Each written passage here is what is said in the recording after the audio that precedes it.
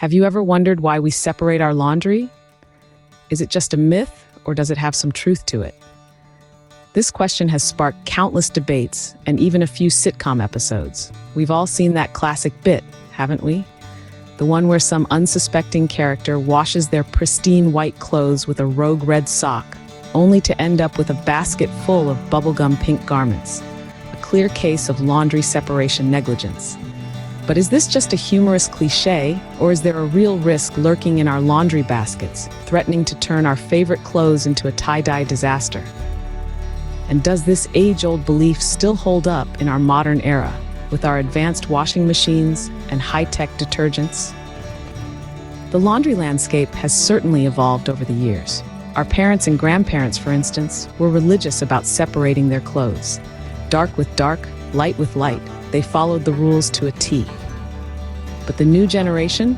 Not so much. The laundry routine has taken a more casual turn, and there's a good reason for it. The rise of fast fashion and synthetic fabrics means that we're dealing with materials that are less likely to bleed out dye and color than natural fibers. Granted, these fabrics may not last as long, but they're also cheaper, reducing the need to preserve our wardrobes for the long term. Then there's the revolution in laundry detergents. Modern formulas offer much better color protection, reducing the chances of color bleeds even without diligent separation. And let's not forget about the benefits of washing with cold water, which further minimizes the risk of color transfer. So, does this age-old belief hold up in our modern era? Let's dive in. As we journey through the world of laundry do's and don'ts, we'll uncover when and how to separate laundry, and when it's okay to toss caution to the wind. So, stay tuned as we sort out the facts from the myths. There's a distinct generational gap in how we do our laundry. You see, laundry practices have evolved quite a bit over the years. Our grandparents, and maybe even our parents, were meticulous about separating their laundry. Whites were washed with whites, darks with darks, delicates on their own, and so on. It was a whole science, a ritual, if you will, that ensured clothes were cared for and lasted longer. Fast forward to today, and you'll find a much more relaxed approach to laundry. The younger generations, perhaps due to a faster-paced lifestyle or simply a shift in priorities, often throw everything in together, hit the start button and hope for the best. It's a sort of laundry roulette, if you will. So, what's behind this shift in laundry practices? Well, there are a few factors at play.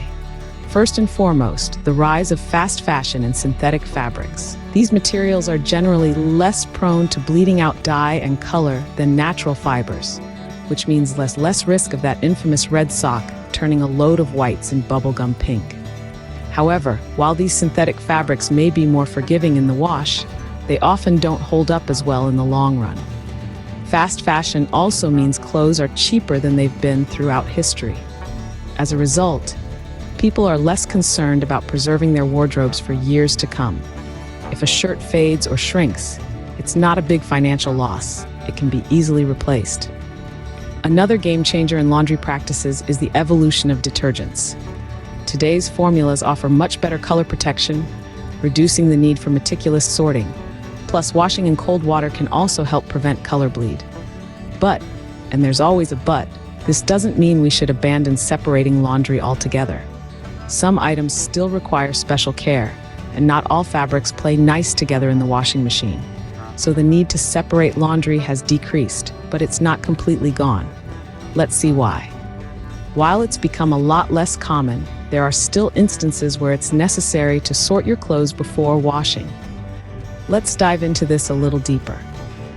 First, let's talk about towels and dirty clothes. It's not a good idea to mix these two. The difference in weight and material can affect how well they get cleaned and dried. Towels, due to their heft and absorbency, can retain a lot of detergent and water, which might not leave enough for your dirty clothes to get adequately cleaned. Moving on to workout gear and everyday outfits. Your athletic apparel is constructed differently. The material might be water-resistant and could require a different kind of detergent, so it's best to separate your gym clothes from your regular attire. Next up, your vintage pieces. Vintage clothing often requires a more delicate touch.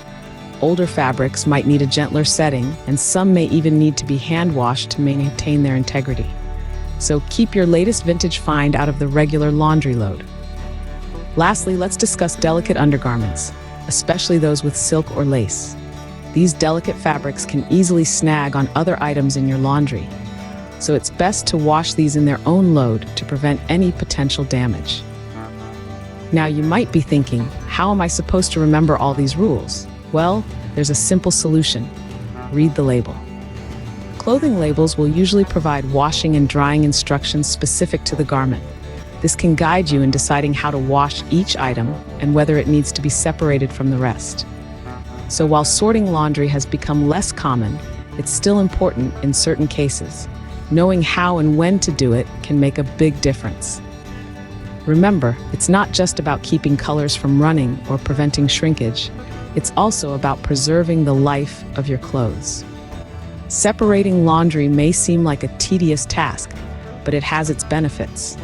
We've explored the generational gap in laundry practices, with older generations being more diligent about it, while younger ones lean towards a more carefree approach. The rise of fast fashion and synthetic fabrics, which are less prone to dye bleeding, and improved detergent formulas have contributed to this shift. However, there are still instances where separation is necessary, like washing towels, workout gear, and delicate fabrics separately.